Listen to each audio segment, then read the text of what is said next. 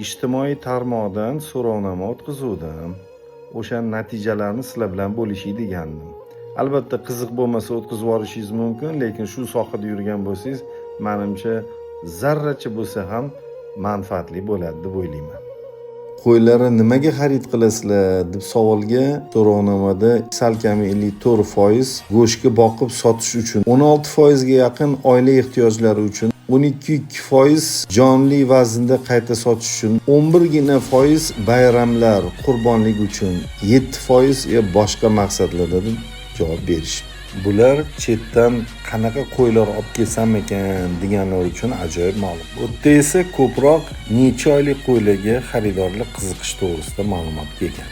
Bu ham juda manfaatli deb qarang, so'ralganlardan salkam 46% 30-40 kilo atrofida qo'zilar qiziqtiradi deb yozish. Atigi 25% 40-50 kilo atrofida bo'lishi xohlaymiz deyishgan va 17% ga yaqin 50-60 kilo va atigi 12% 60 kilo va undan ortiqroqlar qiziqqan.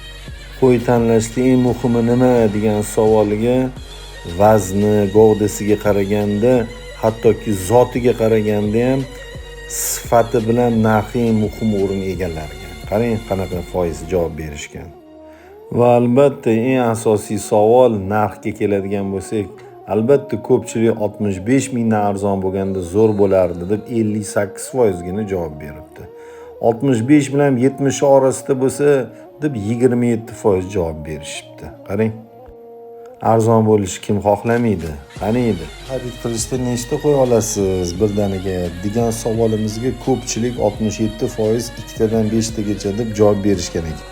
Bu aslida juda ham xursand qiladigan ko'rsatkich, chunki chorvachilikka yanada odamlar mehr solayotganini ko'rsak bo'ladi. So'rovnomani mana shu savoliga hammanglar diqqat e'tiboringlarni jalb qilmoqchi edim. Aksariyat salkam 63% qo'y yemlangani va sog'lomligi muhim degan ma'noda javob berishganda, 17% ga yaqin odamlar qo'zilar podaniki bo'lishi kerak degan ma'noda aytgan. Qolganlar juda muhim, yaxshi bo'lardi, farqi yo'q deb berishgan.